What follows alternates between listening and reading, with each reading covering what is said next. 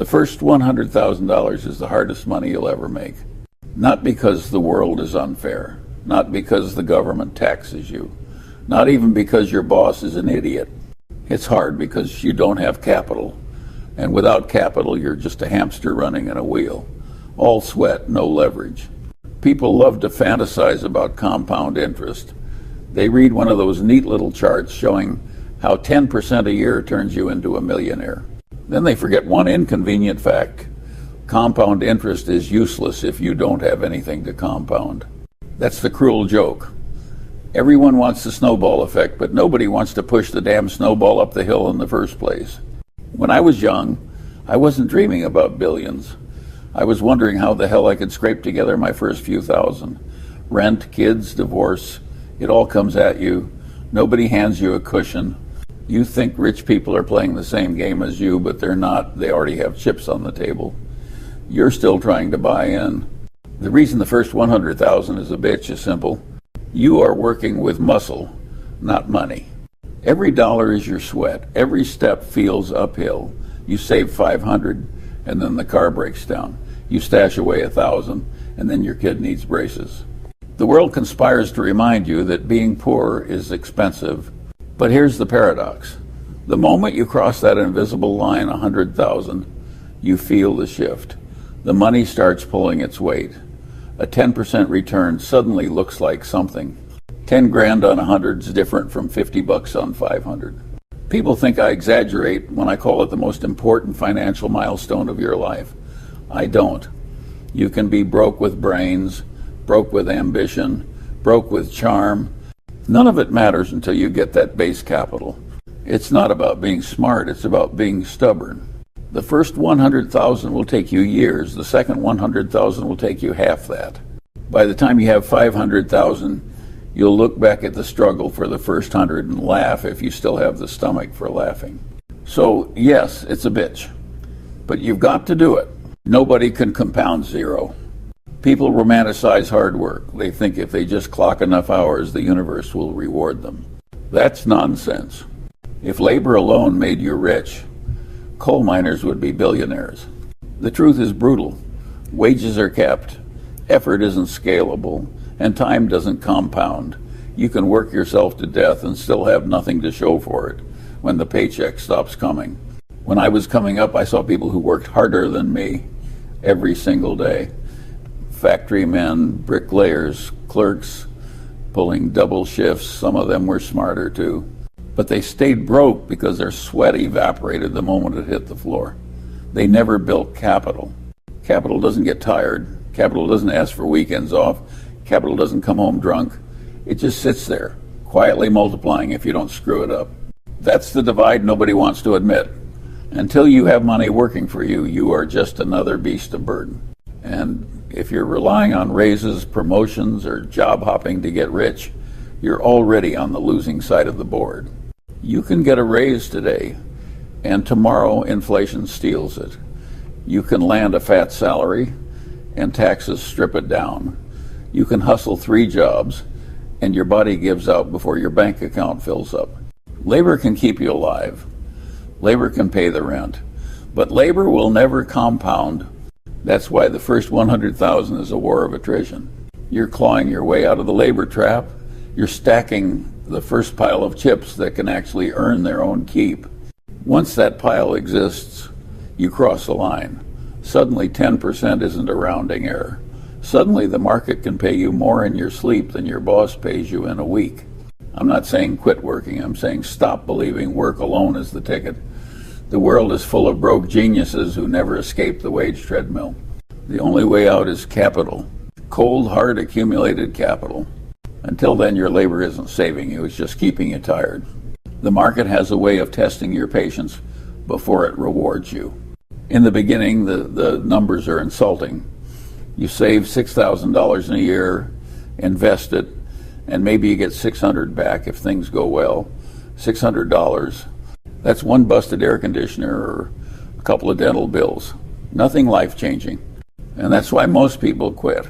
They look at the puny returns and think, why bother? They'd rather spend it on a new phone, a vacation, or a shiny car lease. At least then they feel something for their money. This is the trap. The small numbers feel meaningless, so people never let them grow into big numbers. They strangle compounding before it ever has a chance. I've watched people do it my whole life. They start saving, get bored, pull the money out, spend it, start again, quit again. They never understand that the only way compounding works is if you let time do the heavy lifting. Nobody wants to wait. Nobody wants to grind through the years where the returns don't impress anyone, not even yourself. But here's the irony. Those boring years are the toll you pay to reach the magic of compounding. You can't skip them. You can't hack them. The numbers don't bend just because you're impatient. When I was young, I didn't see magic in the numbers either. My first investments barely moved the needle. I had bills, setbacks, even disasters that wiped out months of progress. It felt like running in place. But the discipline of sticking with it, that's where the game turns. One year you notice your capital earned as much as you saved. The next year it earned more than you saved. That's when people around you start asking how you got so lucky. It wasn't luck, it was endurance. The trick isn't brilliance. The trick is not quitting when the numbers are small. If you can survive the psychological pain of watching money crawl instead of sprint, you'll get to see it fly. But almost nobody survives that part. They look at a few $100s of returns and decide it isn't worth the trouble. That's why they stay poor. Small numbers test your patience. Large numbers reward it. But you'll never see the second if you can't stomach the first. The fastest way to stay poor is to raise your lifestyle every time you raise your income. Most people do exactly that. They get a raise, and the first thing they do is buy a bigger car, move into a bigger apartment, or book a vacation they couldn't afford last year. They call it rewarding themselves. I call it shooting yourself in the foot. You don't need a PhD in finance to understand this. If you spend everything you make, you'll never build capital. If you keep inflating your lifestyle, you'll never cross the line to that first 100,000. It's arithmetic, not philosophy. I've watched lawyers, doctors, even executives fall into this trap. They earn six figures, but they live like royalty. They lease the German car, buy the house with more rooms than they use, and send their kids to schools they can barely afford. From the outside, they look successful. Inside, they're one paycheck away from panic. And here's the kicker. They feel entitled. They think, I've worked hard, I deserve this. Sure, you deserve it. You also deserve to stay broke if that's how you think. Wealth is built on discipline, not indulgence. I lived through the Great Depression. I saw men with fancy suits and nothing in the bank.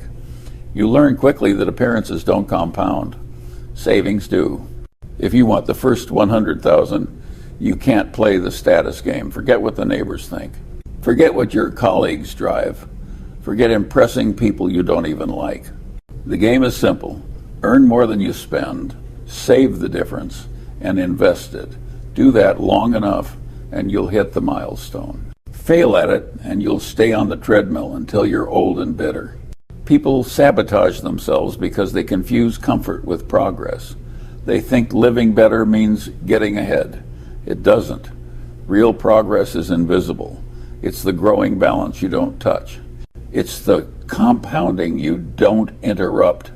The car loses value the second you drive it off the lot. The dinner is gone in 2 hours. The vacation is a memory by next week.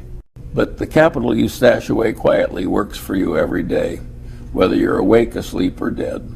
If you can't control your urge to consume, you'll never have the discipline to invest. That's why most people never get their first 100,000.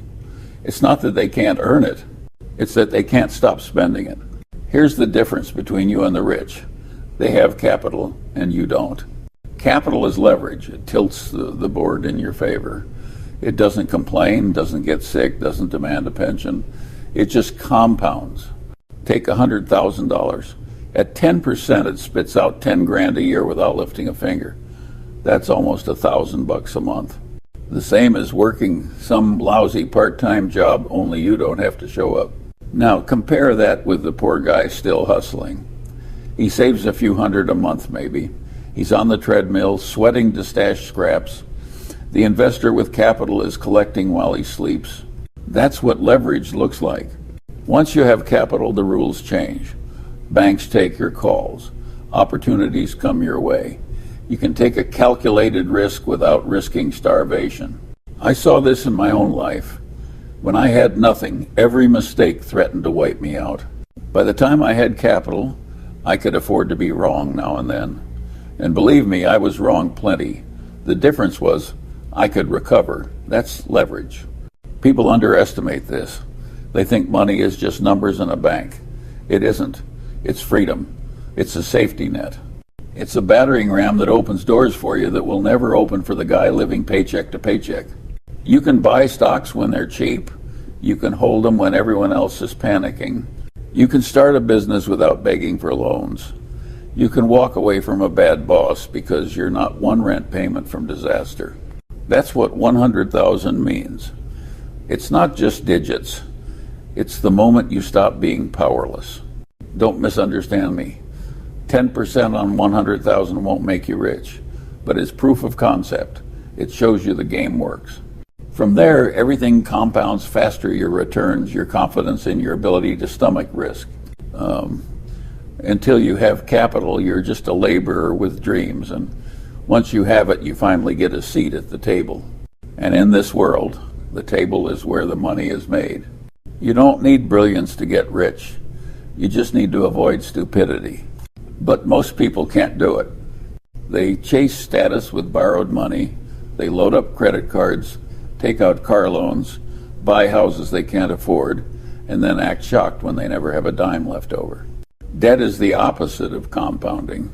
Instead of money working for you, it works against you relentlessly, silently, every single day.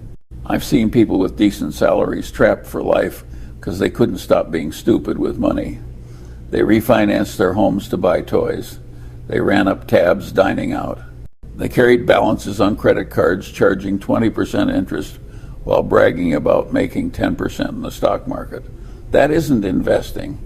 That's self-delusion. The cost of stupidity is invisible at first. You don't feel the chains till they're tight, but by then you've wasted the years when compounding could have been on your side. In 1973, I watched smart people lose fortunes because they bought stocks on margin. They borrowed to chase hot tips, thinking they were clever. When the market collapsed, their stupidity cost them everything. It didn't matter how much they believed in their stocks. Debt doesn't care about your optimism. Avoiding stupidity means saying no to things that glitter but rot. Easy credit, get-rich-quick schemes, gambling dressed up as investing. You don't have to be a genius to sidestep these traps. You just have to be disciplined. The first 100,000 is already hard enough without digging yourself a hole. Don't sabotage yourself by handing compound interest to the bank instead of earning it yourself. It's amazing how simple this game really is. Spend less than you earn. Don't borrow for junk. Save and invest the difference. Stick with it. But simple doesn't mean easy, because human stupidity is a powerful force. If you want to know why most people never reach the milestone, look at their own behavior. It's not bad luck, it's bad habits. And the bill for stupidity always comes due with interest. Everyone loves the idea of compounding. Nobody loves the reality of waiting. The first 100,000 isn't built in a month, it isn't built in a year. For most people, it takes a decade of grinding, saving, and not doing stupid things.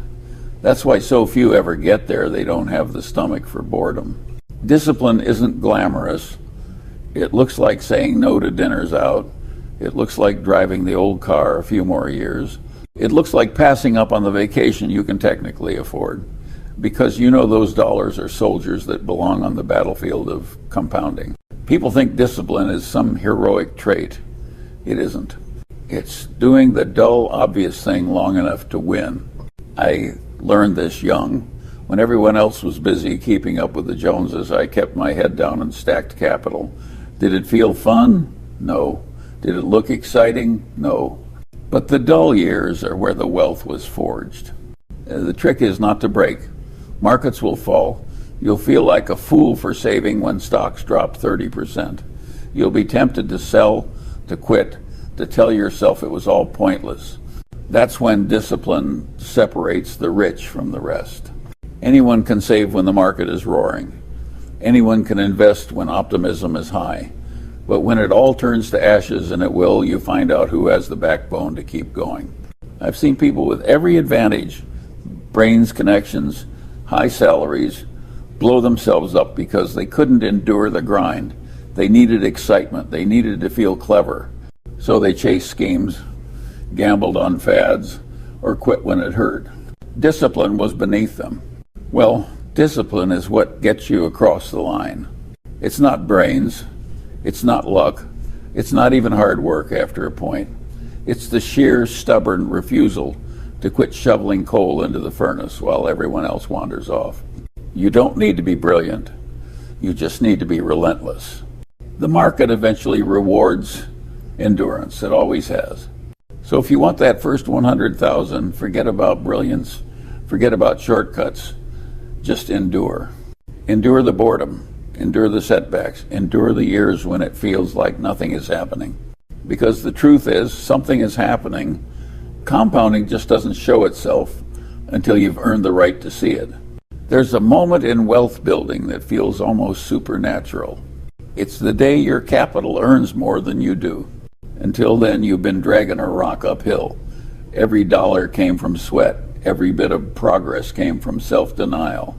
You saved, you endured, and you wondered if the pain was even worth it. Then one year you look at the numbers. Your investments quietly produced 10 or 20,000, more than you could save from your paycheck, and you realize you've crossed the line. That's when capital starts talking back. It whispers, "Relax, I'll carry more of the load now." That whisper is what changes your psychology forever. For the first time, you're not just a laborer, you're a capitalist. Your dollars are employees, and unlike real employees, they don't complain, they don't strike, they don't gossip in the break room. They just compound year after year without a single sick day. This is the point where the game flips. Saving feels less like sacrifice and more like feeding a machine that pays you back. Watching the balance grow becomes addictive. You want to contribute more, not less.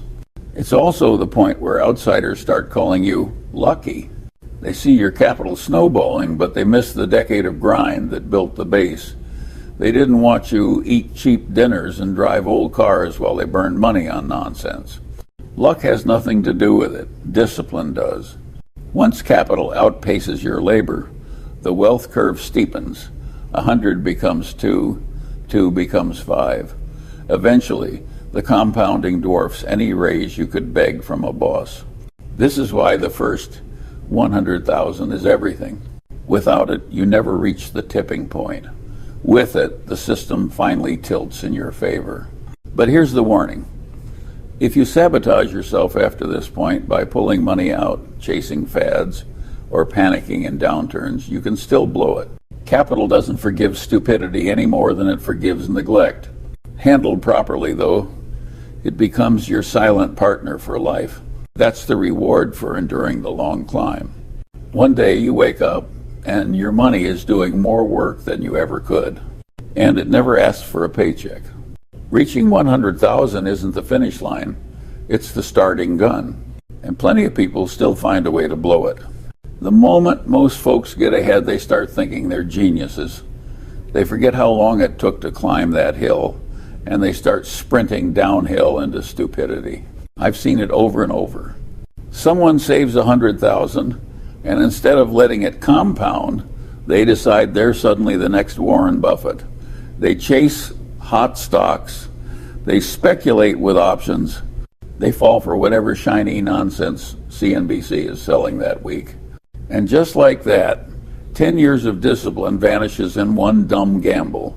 Others sabotage themselves by rewarding their progress. They hit 100,000, then celebrate with a bigger mortgage, a fancier car, and vacations that burn through the very capital was supposed to make them free. They confuse a milestone with a finish line, and they cash out before compounding can even show its teeth. There's also the problem of leverage. People think borrowing is a shortcut. It isn't. It's a time bomb. I've watched brilliant men go broke because they borrowed against their portfolio, certain the market could only rise. Then 1987 hit, or 2000, or 2008. The market always finds a way to humble the arrogant. The cruel truth is this: building the first 100,000 requires discipline. Keeping it requires humility. Growing it requires patience. Screw up any of those three, and you're back to zero. And don't kid yourself, going back to zero after tasting progress is worse than never having started. I've seen people crushed by it. They'd rather live in denial than admit they burned a decade for nothing. That's why I always say, avoid stupidity first, brilliance second. You don't need to be clever to stay rich. You just need to not blow yourself up. The game doesn't get easier because you hit a milestone. The risks just change shape. If you think the rules don't apply to you after 100,000, the market will be happy to prove otherwise. Remember this: the climb to 100,000 is hell, but falling back below it is worse. Don't let arrogance push you off the ledge you just finished crawling up. The first 100,000 is a bitch. I've said it before and I'll say it again, but it's the bitch you have to fight. Nobody can compound zero. Nobody can rescue you from bad habits. Nobody can save you if you insist on living above your means. It isn't about brilliance. It isn't about secret formulas. It isn't about finding some guru to whisper magic in your ear. It's about discipline. Spend less than you earn, save the difference, invest it. Repeat until you cross the line. Simple, brutal, unforgiving.